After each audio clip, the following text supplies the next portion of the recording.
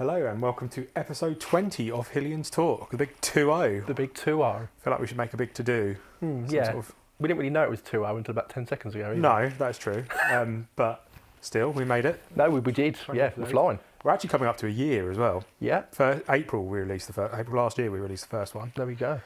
So 25... No, it'll be more than 20. Episode 25. I was going to say 25 might be the anniversary, but I think it'll be more than that, won't it? Yeah, maybe no third. No. 30th might be too much. It'll probably be between episode 25 and 30, I reckon. Yeah, probably. But we'll have to think about maybe that idea we just spoke about off-camera. Yes. Yeah, maybe we could do that for our year anniversary. Plan could come together, I think. Plans, yes. But yes, welcome. Thank you. A couple of things to discuss.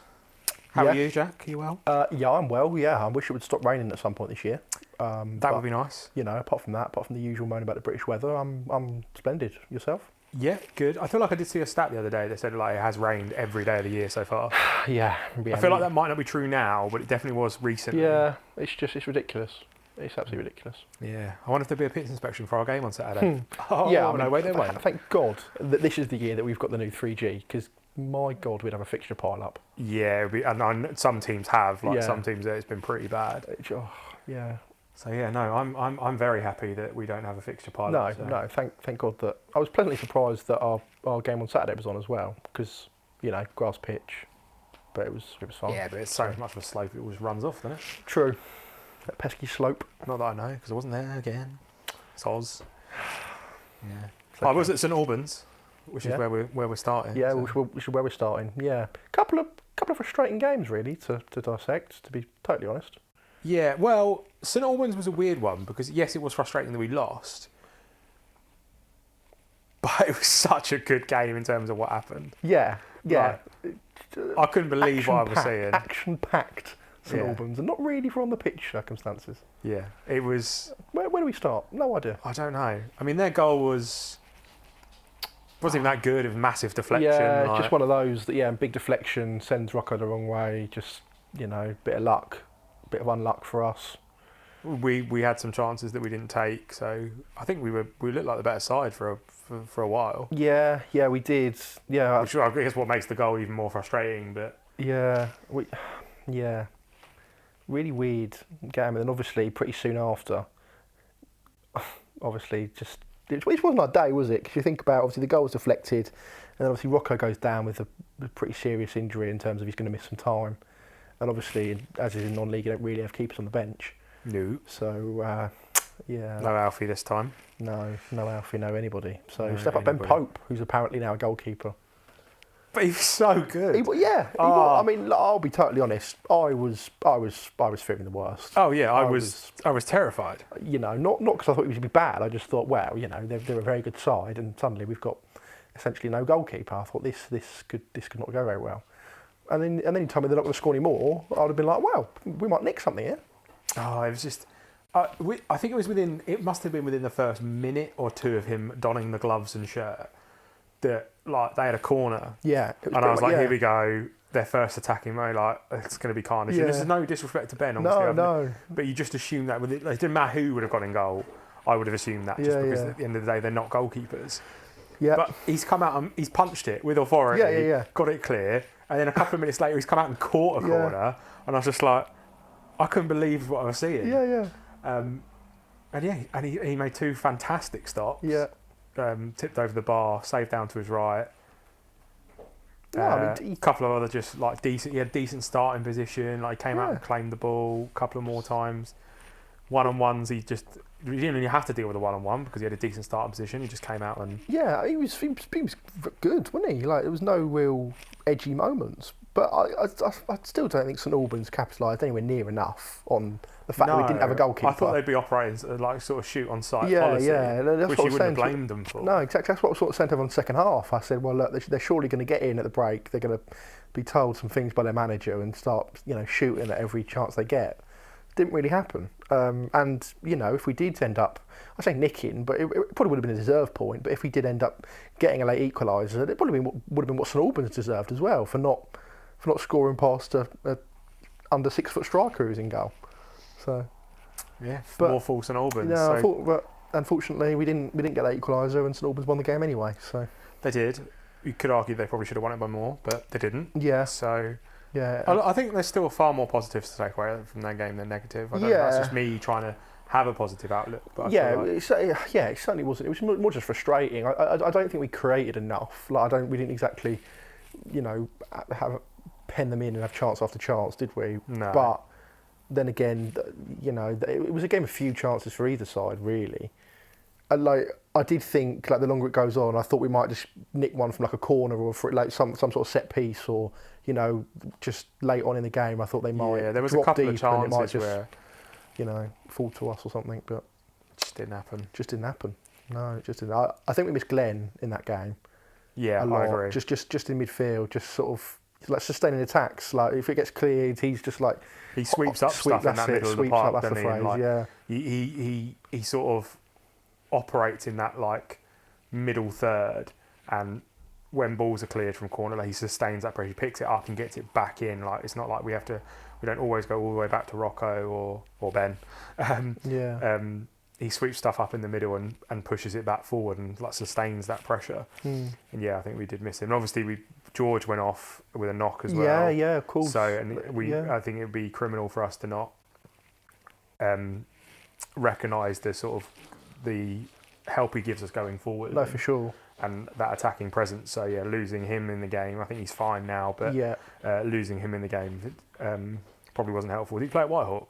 Yeah, he did. Yeah, I thought he's fine. Yeah. He did. He only played 60 minutes though. Whether that was injury related, I don't know. But that's fine. At least he played. Yeah, he looked okay. And he went off relatively early as well. Yeah, that sort of goes back to what I was saying then, didn't it? About just nothing really fell for us. A bit of bad luck. The deflection, your goalkeeper getting injured, and then your best player really going off in the first half. All those three together in the same half. It's not really your day, is it? No, unfortunately. No, which is probably why. I mean, I don't think either team. Was it Gary that said in this post-match interview he didn't think either team deserved to win? Yeah, probably. I think that was my assessment, thinking back on it, really. Maybe it was you that said that, maybe Gary didn't say that, and I'm just making it up. I should know I did the interview that time. No. I'm actually trying to struggle to remember a little bit about St Albans, to be honest. Even though it was we just said off before we started recording the podcast. It seems like so long ago. Yeah, it does. When in reality, it's not even 2 weeks. No, but peculiar. But it does. I mean, recording this now on a Thursday. It's not even 2 weeks. So.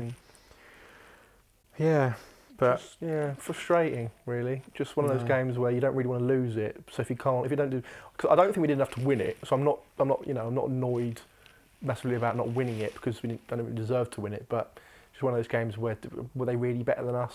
Did they deserve to win it? Probably not. Probably not. I think a 0-0 would have been fair. Yeah, I think. And again, going back to it, if you look at their goal. I mean, it's very easy to sit here and say Rocco had it covered if it hadn't got a massive deflection. In all honesty, we don't really know. But the fact of the matter is, it did take a really big deflection. You could call it luck, and they 1-0 up from a pot. Well, pot shot may be harsh, but like you said, I think it all just boils down to it didn't fall our way, and it seems like a disappointing result. But I don't think it's that bad. I mean, it's 1-0. I still think there's more positives to take away. It's not too bad. Just losses at home are never nice. Big crowd again, which was another positive, as you say. Crowds continue to be, up pushing. Yeah, I think it would be a bit of a miss if we didn't touch on the crowd at St Albans. It was a bit of a lively one. Yeah. In cases. Absolute bizarre second half, particularly. Yeah, in terms of off the field shenanigans. Yeah, which is why I actually did the interview in the end, because Colin Obbar, bless him, came up to me afterwards and sort of said, "I'm sure you're aware of the few incidents we had to deal with, so I've not really watched the second half, so I don't really know what happened. No, fair. So I can't really ask questions. Are you right to cover the interview?" And I was like, "Yeah, of course, mate."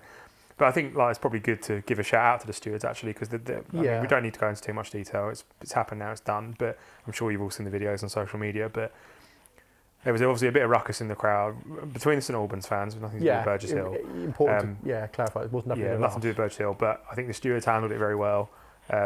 And it was dealt with swiftly and effectively. So hats off to the stewards. Yeah, just shows that we've got such a good team behind the scenes. Not even like outside of the players and the coaching staff and the management. The start we've said it before, but the volunteers, the stewards, everyone who runs that club does it really well. Yeah, well-oiled machine. A very well-oiled machine. Yeah. So hats off to you guys in the high vises. Yeah, exactly. Yeah. Hopefully, you won't be as. Ever again that hectic in the second half off the pitch. Yeah. No, I agree. Bizarre. Before we come on to the Whitehawk game, Yep. my expert segue. Obviously, a bit of news that happened between St Albans and Whitehawk because of events at St Albans, the St Albans game. We signed a keeper.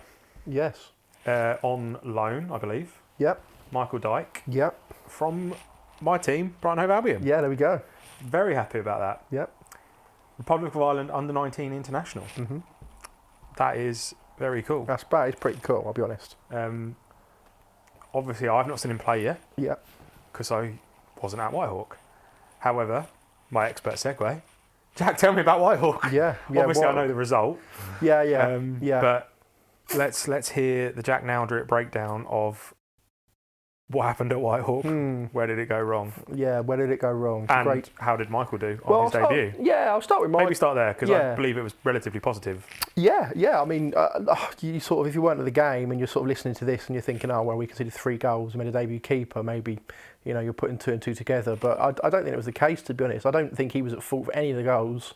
And to be honest with you, if it wasn't for Michael, this would be a much sadder debacle of Whitehawk, because we'd have lost 5 or 6-1 if it wasn't for Michael.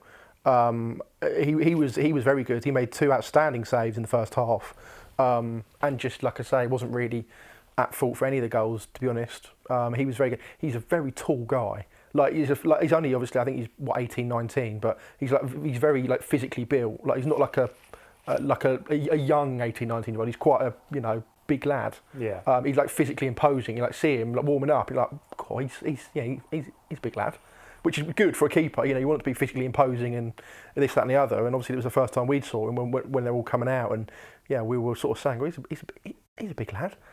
So that's good. First tick. He's tall.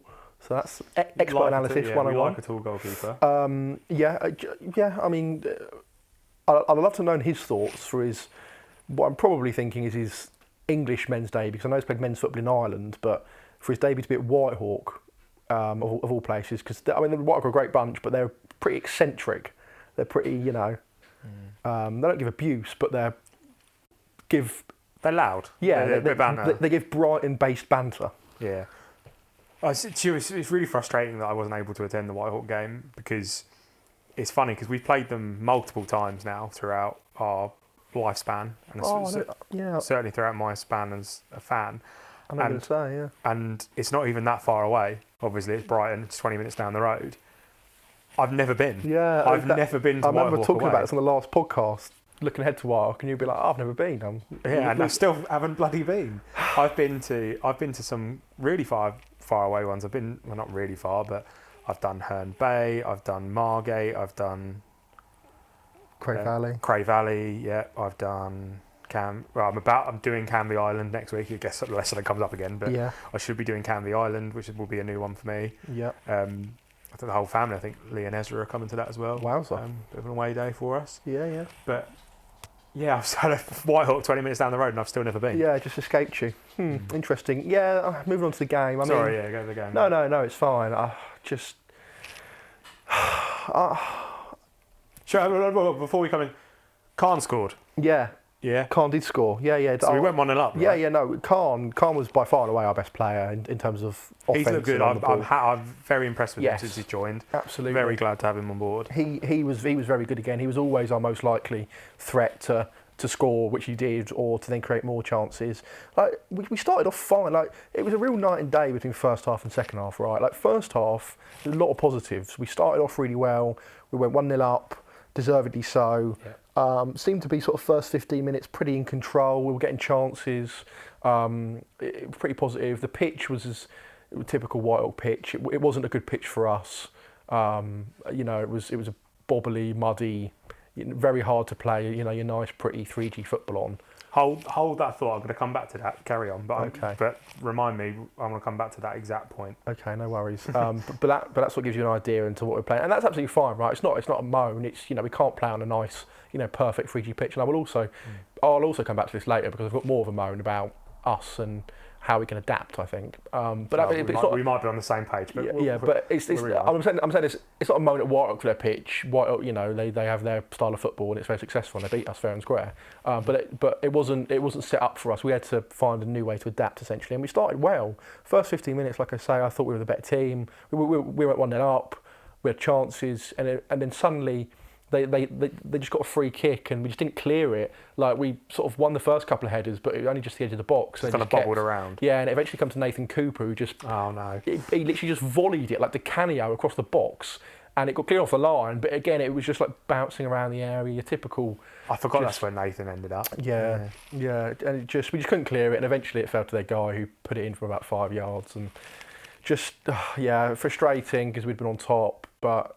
And then as soon as they equalised, probably from minute 15 to 35, for the next 20 minutes, it was all them really. They were building up a head of steam. That's when Michael had to make a couple of really big saves. One from absolute point blank range. It was more just reaction. It must have been than anything else. I think it was another set piece. So he was keeping us in it for a little bit. We were struggling to get up the pitch.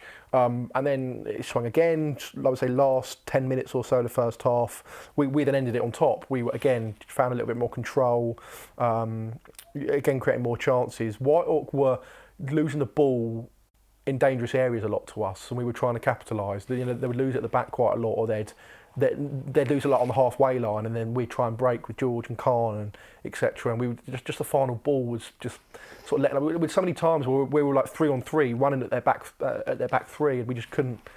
Whether it was the ball in behind, or whether it was the cross or the shot or whatever it was, we just couldn't capitalise. But it was still a positive first half. I think we shaded it, to be honest, and it was just leading me to think, right, well. All right, we're not a bad first half. Annoying we conceded. We probably should be 1-0 up, but okay, fine. If we continue like this, I'm confident. Rinse and repeat. We'll keep up second half. Don't know what happened second half, but we didn't really turn up at all. We didn't really come out. And this is I'm pretty annoyed, to be honest. Still annoyed because I don't understand why we do this sometimes. And look, we've been very blessed for the last couple of years with how good we've been. We've been absolutely fantastic. There's been so many good days. We've been so many good teams. We've had so many good results, and even in this new league, we haven't really had a lot to be upset about performance-wise. Yes, we've lost games, of course, but in majority of them we've been competitive, which is all you can ask.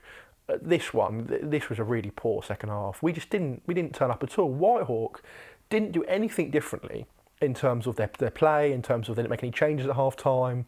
They didn't make any noticeable formation tweaks or anything like that. They just come out and they continue to battle. They continue to win the 50-50s, win the headers. It's a very physical game. And we just didn't do anything. We just every sort of second ball we were just backing out of. Every long ball, we were losing the first header. We were letting it bounce. Like it was just basics. It was just sloppy, and it just crept in. And unfortunately, there was a penalty their second goal, wasn't it? And that just come from a long ball, just from like one half of the pitch to the other that we just misjudged completely, and it went over our heads, and we panicked, and the guy went in behind, and we pulled him back for the most stonewall penalty of all time. And actually, I said at the time, this is a red card, because I just thought, well, he's in, and he's pulled him back. And I just presumed it was going to be a red card. It was Josh Spinks, and he was actually on a yellow anyway. And I thought, hopefully the ref just gives him a second yellow and not a straight red. The ref didn't do either and kept on the pitch. So I was like, okay, well we might have got away with one there, because I think by the law of the game, in the box, because I think it's if you do a tackle, you can't get sent off for it. But if it's a pullback, like you're not actually going for the ball, then I think they normally send them off. I believe that's I should know this, being a ref. Yeah. I believe denying an obvious goal scoring opportunity and not making a genuine attempt at the ball is a red. Exactly. That's what I thought. I'll probably be corrected on that, but no, I was similar. So anyway, at the time I was then worrying, Michael, we're about to get down to 10 men, but luckily it didn't happen. They scored a penalty. They just put it down the middle, and there's not really much Michael can do about it. Hard and straight, the keeper always dives. Literally, yeah. Michael unfortunately just dived out of the way of it. But there was no reaction. There was no, even at 2-1, we didn't sort of spring into life. It was just one-way traffic, and it was just really frustrating because it was a game that was there for the taking, 100%. I'm trying to word this in a way where it's not disrespectful to Whitehawk, but like they they didn't do a hell of a lot to beat us. Like, they just did their jobs. They played a blinder, broke us down and played some liquid football. They just did their jobs. There were 7 out of 10 in the first half and 7 out of 10 in the second half. We were 8 out of 10 in the first half and about 3 out of 10 in the second half for reasons I can't tell you. And I'm sure Gary and Jay can't tell you either, because they're probably quite annoyed by not what they're to watch in the second half. But what I will say is that it very much, at full time, it very much looked to me like it was a team that's used to having very nice setup. It was a team that's used to having very nice facilities with everything going in their favour. We play lovely football in a lovely new, brand spanking facility. Everything's good. Everything sort of goes our way. As soon as we come to a place like Whitehawk, you're not going to get, the nice treatment. You're going to get a bit of a dodgy pitch with a bit of an odd bounce here and there. Bit of, hostile crowds. It's Whitehawk. It's the Sussex Derby. We just weren't really up for it. We were just like, no, we'll just see you next week, I suppose. That's the sort of vibe at full time. It was a bit like we just sort of went, oh well, like there was no sort of roll your sleeves up and all right, let's get back into this.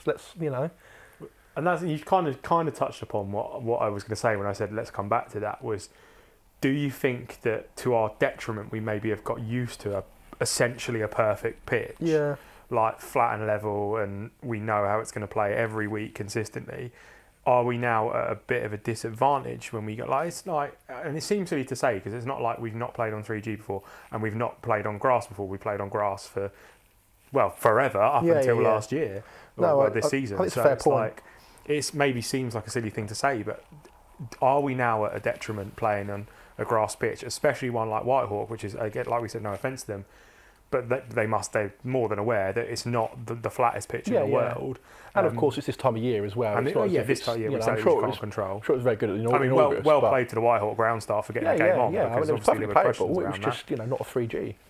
Yeah. So do you think that's maybe at our detriment now a little bit? Or? It's something that I've thought of as well, and I think we can only really know in the next couple of weeks because we've got, in about 10 days' time, in midweek, we've got Wingate away, which is another grass pitch. Mm-hmm. And then, obviously... hopefully we've got Wingate away. Hopefully we've got Wingate. And then, as you've touched on... fifth time now? Yeah, fifth time, yeah. And then, as you've touched on, we're hopefully going to go to Canvey in sort of 10 days' time. That's grass as well, is it? That's a grass pitch as well.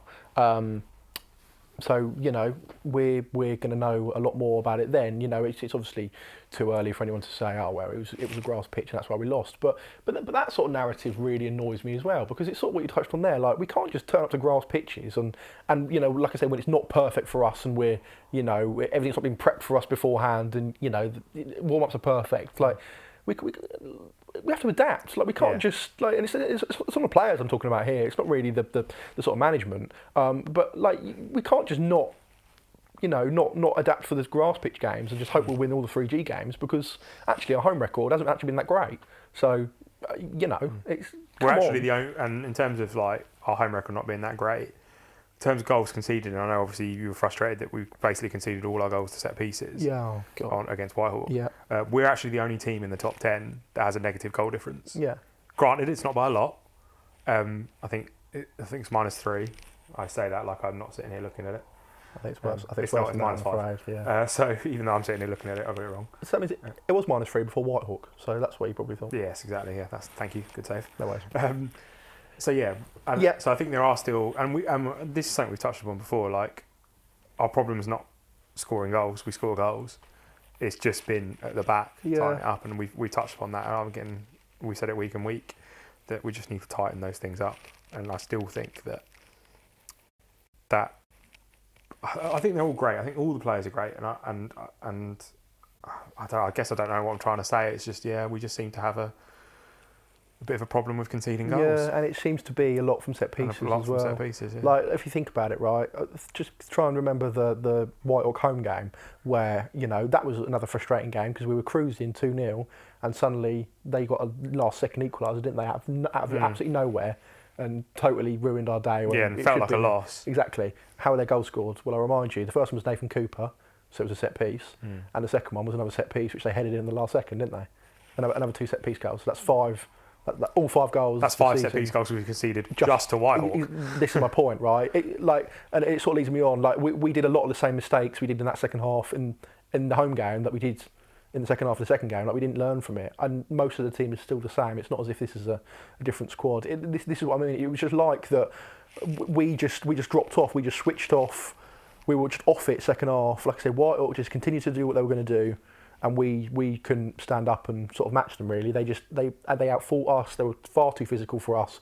I mean, the third goal was just a clipped free kick in from the right hand side, and Nathan Cooper just bullied everyone and absolutely bullied it at bottom corner, and Michael was just standing there like, well, what can I do about that? I'm not a fan of Nathan Cooper scoring twice home and away against us. No, it's really, really not ideal. Which is annoying because I absolutely love the bloke. When he was here, I thought he was great. He's a really, really nice guy. I love him for every game. I feel obligated to hate him now, but I can't. I know. And I'm just frustrated that he scored against us. This is what I mean, though. Like, surely, come on. You know where the ball. I know where the ball's going. You know where the ball's going. Come on, stop him. Mark Nathan Cooper off the pitch. Come on, boys. Hopefully they did some set piece training. It's just so. Training, that's what I mean. It's just so frustrating. And then, just to finish it up, even at 3-1, and it was 3-1 with about 15 minutes to go, maybe 20 minutes to go. And look, don't get me wrong, White were much the better team second half, and we all sort of had that. That's probably game over when that third one went in. But look, obviously. You do never know, and we've obviously scored a lot of late goals this season. But actually, haven't we just? But even at 3-1, there was no reaction then. Like, it wasn't as if we, it's not as if White then tried to just see it out. They were pushing for 4, 5, and 6. There was no reaction at 3-1. There was no. It was a bizarre second half. It really was. There was nothing. There was no. We barely had a shot. We barely. I don't know. And it was so frustrating as a fan to watch. Obviously, as you can tell, I'm pretty annoyed. But I'm more annoyed because it was such a winnable game, I think, and we've just sort of let them have the 3 points, which, in this league is unacceptable. And obviously, like I caveated before, this doesn't really happen to us. Very, very rare. Probably only Lewis is the only thing I can compare it to. Probably not as bad as Lewis, but it's the only thing I can really compare it to this season because it's been so good. But yeah, we can't have any performances like that, especially like you touched on when we've got more grass pitches coming up. The excuse, the narrative can't be, it was a tough pitch every time we play on grass, because it's going to be a tough pitch. At the end of the day, I'm going to hate that I'm going to say this because I can hear my stepdad saying it, so I say it in his voice, but. Football's played on grass. Yeah. At the end of the day, that is football. I know. So the narrative, we can't have that. So I hope that's not the case. Cannot be anything about the pitch. And I'm not bashing 3G pitches either because I love them. I think they're great. But yeah. Yeah, just really, really frustrating afternoon to be honest, and one we need to bounce back from. I think. Big time. Yeah, and I guess that leads on nicely to when and where we're going to bounce back. Yeah. Which is this Saturday. Home. Yeah. To Wingate and Finchley. Yeah, travelling Wingate and Finchley fans probably won't believe what they're about to step into on Saturday. I am so excited. If this is their first time coming, they're going to think we are the best club in the league. They're going to be like, do they do this every weekend? The answer is no. But for you, yes it is. For you. And for those who don't know, first of all, where have you been? Are you living under a rock? Come on, guys. The ground is opening from 12. It is free entry for all. Everyone. No catch. Yeah. No free entry for juniors or free entry for I don't know who. Free entry for anybody. Just walk in the ground. Just walk in. Probably should caveat that with whilst capacity allows. You never know. Yes, of course. You never know. Unfortunately, if we do hit capacity, for health and safety reasons, we will have to shut the ground. Yeah, and season ticket holders will get let in, a guarantee. Yeah. Season ticket holders priority. Yeah. So there were no season ticket holders turning up late. They won't be allowed in. Yeah, exactly. But I don't think it'll come to that. But no, of course we are planning for every eventuality. There's food vendors, there's a band, the Driscoll brothers are playing from 1 till 2 p.m. Yeah, in the brand new stretch tent. Yeah. I was there last night hosting the quiz, and I wandered down there with Bradders. Yep. The photos don't do it justice, and I'm sure you've seen the photos that have been banded around of the stretch tent. And I said this to Bradders, I have no problem admitting this. When I saw the photos, I was a little bit like, is that kind of, it looks small. I'll be honest, that's the vibe that I've been getting from other people as well. What, from just, and to caveat that, just from the photos? Yeah, just from the photos, because obviously 95% of us haven't been to the ground and seen it. So I was a little bit like, oh, okay, I mean, it's cool, but no, it's so good. Right, it's so much, like, I don't know, obviously I don't know if it's the same photo that's been banned around, probably just been taken on a phone. Yeah, it's awesome, and the lighting in there looks awesome. It's much bigger. It takes up the whole fan zone. or right, the majority of it. I think it's awesome. I think it's so cool. The fact that it's going to be a permanent fixture as well. I believe, anyway. I don't think I've just made that up. No, it will be. Please cast aside any doubts you have. I think it's brilliant. I think it's awesome. So yeah, we've got the Driscoll brothers are playing 1 till 2 p.m. Obviously the bongo bar's in full flow. There's Pie Corner. Buzzing for Pie Corner. Pie Corner, yeah, buzzing for that. Get me all that. Mash and everything. Yeah, there's loads more beer coming in. There's a sweet shop. Yep, find me there. There's what else is going on? It's just I think there's chili nachos I read somewhere as well. Yeah. Yeah, at the bongo bar, load of nachos. Yeah, spicy beef, guacamole, sour cream. Love nachos. Ground's open from 12 as well, so it's open a little bit earlier. It's going to be awesome. Please come down. It's free for all. There's a kids lunch special as well. Bring your kids. It's going to be a great. It should be dry all day, I believe. Hopefully, although we are in England. No, but yeah, there's a kids lunch special. So serve till 2 p.m. You get kids sausage and chips for £4. Very good. Yeah, that's my go-to normally, so I can vouch. Yeah. What, sausage and chips? Yeah. Not the kids one though. No, not the kids one. But I'm assuming it's going to. Don't get away with that one anymore. No, sadly not. No. It's gonna be so good, and I'm hoping for a big crowd. Really interesting to see about the crowd. Really interesting because obviously. Do Wingate and Finchley travel well? No. Oh, okay. And I mean that in the nicest way. There will be, and again, I'm saying this. We haven't played Wingate and Finchley in 7-8 years since the last time we were in the Prem. So my knowledge of them isn't amazing. But from what I do know, they've got a very loyal set of small away fans that will go everywhere, but they don't travel well in numbers. Right, okay. Which isn't, it's not a diss on them at all. They've got a very loyal fan base. Just they obviously where they are. It's a fair old whack, isn't it? It's about 2 hours. Yeah, and the heart of North London. There's a football club on your doorstep every mile. Yeah. So they're in a very populated area of fighting amongst each other for fans. So there will be fans that come. The Wingate fans will enjoy it, but there won't be like a St Albans or a Dartford where they'll be bringing hundreds and packing out the away end. Is my belief. Well, that might be good for the match side of things. Yeah. Like hopefully the home crowd drown them out. I'm hoping for a massive home crowd. Yeah. There's a match on as well. Yeah. Yeah. Forgot in all of that mentioning what's on. We've got to tell you obviously there is a football match on. That kicks off at 3. Yeah. Wingate and Finchley. Or if St Albans play, it kicks off at 2. Way. Yeah. So. What was I going to say? That's your sorry. I've really thrown you off there with the worst joke of all time.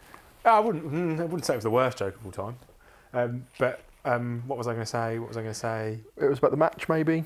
Wingate. Oh yeah, no. So do we want to do an attendance prediction? Well, yeah, we can do. Yeah. So I predicted in the thousands for St Albans. It was 9. Was it 900 or 800? I think it's 9. 9 something. 923 of memory. Yeah, that sounds about right. I reckon. Do we reckon we're going to go over 1,000? Yeah, I think so. I'm going to go 1144. I'm going big. 1144, I reckon. Yeah. What is the official capacity of our stadium? 2.5? I think officially 2.5. I'm not sure if we're going to have to cap it at 2,000. I'm not sure. I might have just made that up. I'm going to go 1144. Okay. I'm going to go slightly lower, but I off no reason whatsoever. I'm going to go. I do think we'll break the 1,000. I'm going to go 1,055. I like it. Just in the thousands. Yeah, fair. But I really have no idea. It could be. I do think we'll hit 1,000. Yeah, I think we will easy. Because obviously, I mean, our average is what 700-800. There's obviously going to be a lot more people than normal. There's going to be. I've put it in both my family group chat. That's about 1 million people. Yeah, so. We've been messaging all our local mates and people that might have any interest in football. I posted it on a couple of the channels at Amex. Yeah, obviously Brighton away. So obviously it'll bring a few that aren't at the Amex. Essex are away as well, I think. Yeah. So that's always good for our crowds normally. Yeah, and obviously it's been spread a lot on social media. Yeah, like we've done a really good job. Of promoting it. Media guys so there'll be I imagine Dave's been hard at work with the posters. I think they look very good. But especially this one that I've got open here. I think that poster looks brilliant. No, it's all good. But then I've no idea. I've got to be 1,000, and I don't really know where like we could get. Like it might be 1,500 for all we know. It might be. It might. I'd love it to be. Oh yeah, but I hope it is. I really don't know. It'll be 1,000 and something, and what that something is, I'm not sure.